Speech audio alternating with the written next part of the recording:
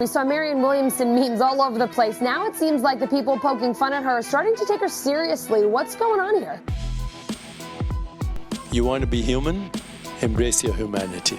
Please welcome Marianne Williamson. I didn't really think much about Marianne Williamson until I watched her full interview on Dave Rubin's show.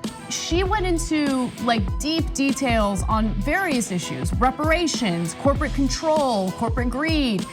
I mean, it was impressive. I really enjoyed listening to her speak about these important issues and do so as candidly as she did. In all of these areas that I'm talking to you about, other politicians, they're telling the truth. We have to go deeper. We have to talk root cause.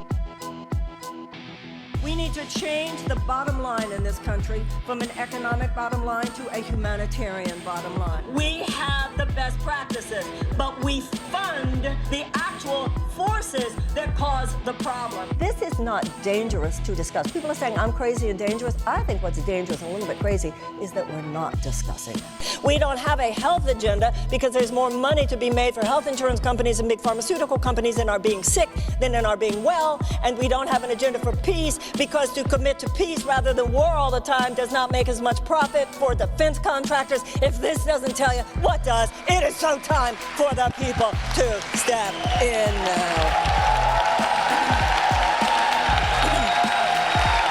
The president's problem is not that he lacked political experience. The problem is that he lacks ethics, and he seems to lack a visceral taste for democracy. Donald Trump has had a psychological effect on people.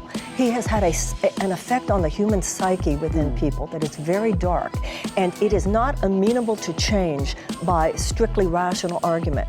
You know, the part of the brain that rationally analyzes an issue is not the same part of the brain that decides who to vote for. There are millions of people in this country that she has empowered and love her, and she built that out of nowhere. So I'm someone who's had a career moving crowds and moving movements. I have a sense of what he has done, and the only way to defeat big lies is with some big truth. And so the skill that he has, the light side of that, is what I can do. Well, it's time for us to awaken from our magical thinking. The survival of our democracy is not guaranteed, and the survival of the human race is not guaranteed either.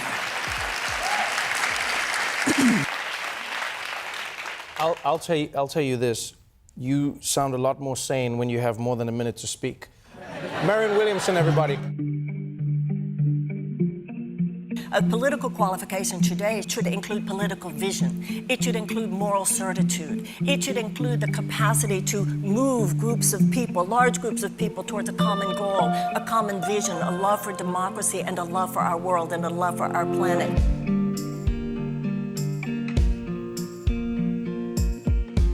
Talks about the things that no one else is talking about and really getting to the root cause of the problem. I once read, it's not up to you what you learn, it's only up to you whether you learn through joy or through pain. This country's going to learn a few things, and I suggest we learn them through wisdom.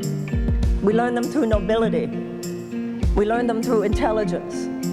We learn them because we woke up in time. Even when I came here, I felt a lot of doubt because not that I don't believe in what she stands for, but just the climate just can't accept it. And I'm leaving here feeling I believe in her. I love that she has a positive vision, not just of all the things that we dislike that are going on right now, but really has a vision of where we can take this country. I want to thank you so much for having the strength, courage, and empathy to tell the uncensored truth. I appreciate it. My family appreciates it. The whole community would appreciate it more if they were paying better attention. Love of people and love of humankind is what really drives her inspiration and her inner motivation to inspire society to see a better vision of itself and to have the compassion necessary to essentially create a new style of leadership. Nelson Mandela wasn't a politician, Gandhi wasn't a politician, they all were spiritual. Martin Luther King was an evangelistic person that stood for something. All these people throughout revolutions have stood for something spiritual, politicized love. Welcome to the stage, Marianne Williamson.